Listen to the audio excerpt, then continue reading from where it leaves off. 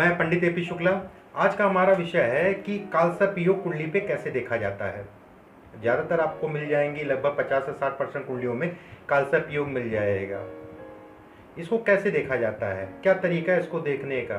क्योंकि कुछ लोग मेरे पास आए और उन्होंने कहा, मुझे पत्रिका दिखाई तो उन्होंने कहा सर मैंने कालसर्प योग की पूजा कराई, हालांकि उनकी कुंडली में कालसर्प योग नहीं था। अब मुझे नहीं पता कि पंडित जी ने क्या देख के बोला, क्या समझ के बोला, फिर भी कालसर्प योग का जो है उन्होंने बताया कि आपकी कुंडली में कालसर्प योग है।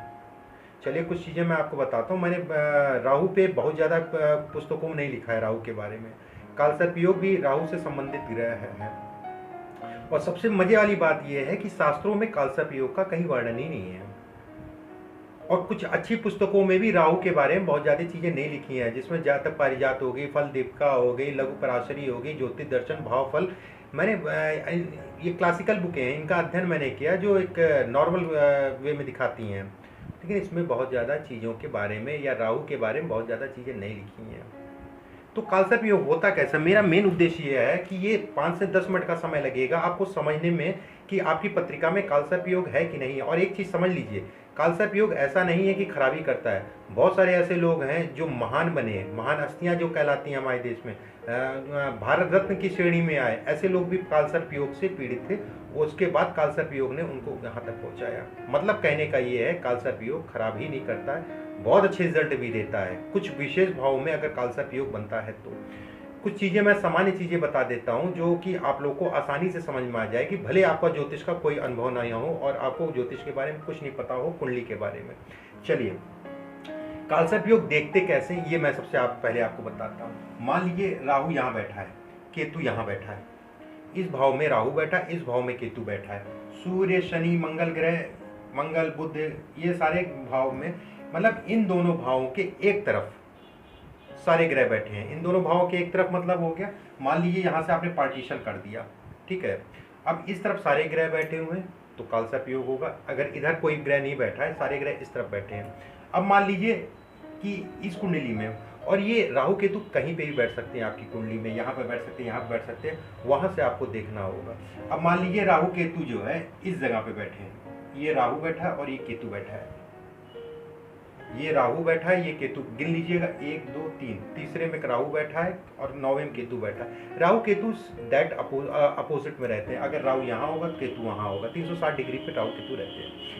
अब मान लीजिए सारे ग्रह आपके यहाँ पड़े, यहाँ पड़े, यहाँ पड़े, यहाँ पड़े, यहाँ पड़े, या सब के सब एक ही घर में पड़े हुए हैं, जो कि आपका देखिए ये राहु ये केतु, ये लाइन जो आ रही इसके उस तरफ सारे ग्रह पड़े हुए हैं। अगर इधर ग्रह आ जाते 1 2 तब कालसर्प योग नहीं होता, सारे ग्रह उस तरफ पड़े हुए हैं। अब मान लीजिए कि सारे ग्रह इस घर में पड़े हैं या फिर इस घर में पड़े हुए हैं या फिर इस घर में, या तो आपकी कुंडली में कालसर्प योग बनेगा। एक चीज़ और बताता हूँ, चाहे राहु केतु के साथ बैठे हुए हैं तो भी कालसर्प योग को काउंट किया जाएगा, इनके साथ बैठे हैं तो भी कालसर्प योग बनेगा, ठीक है।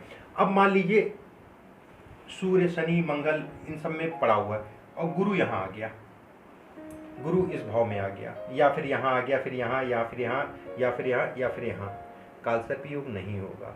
देखिए चंद्रमा को काउंट नहीं करते हैं, चंद्रमा उपग्रह है, ग्रह नहीं है, ठीक है। अगर मान लीजिए सारे ग्रह आपके उधर पड़े हैं और राहु और केतु ये बैठा हुआ और चंद्रमा यहाँ पर आ गया तो भी आपका कालसर्प योग कहलाएगा।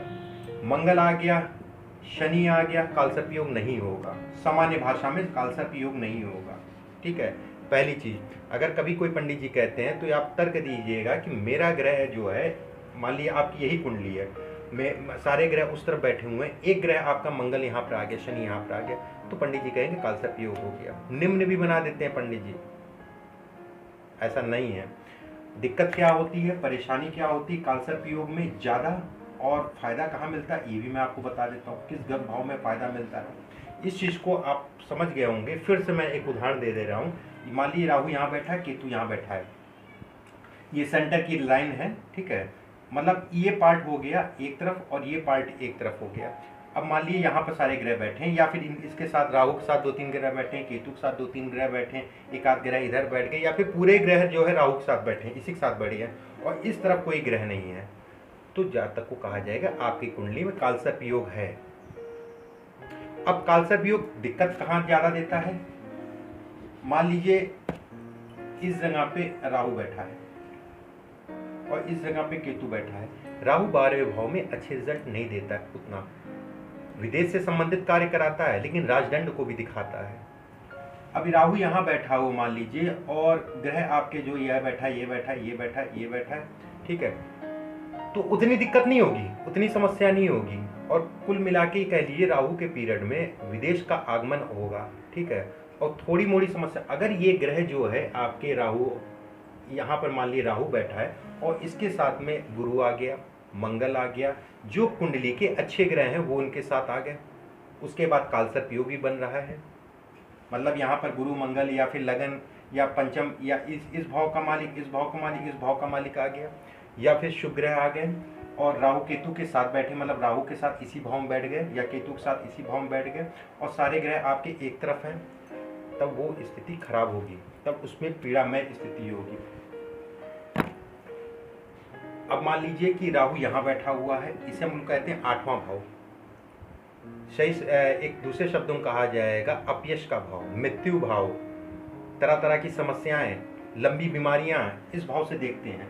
राहु केतु मान ली यहाँ पर है और 2-3 ग्रह इसके साथ बैठ गए और एक तरफ मतलब कि राहु केतु ये है और मंगल शनि ये है और बुध चंद्रमा मतलब कि जो शुभ ग्रह हैं वो राहु केतु के साथ बैठ गया, तब राहु केतु ज़्यादा परेशान करेगा, तब दिक्कतें ज़्यादा होंगी।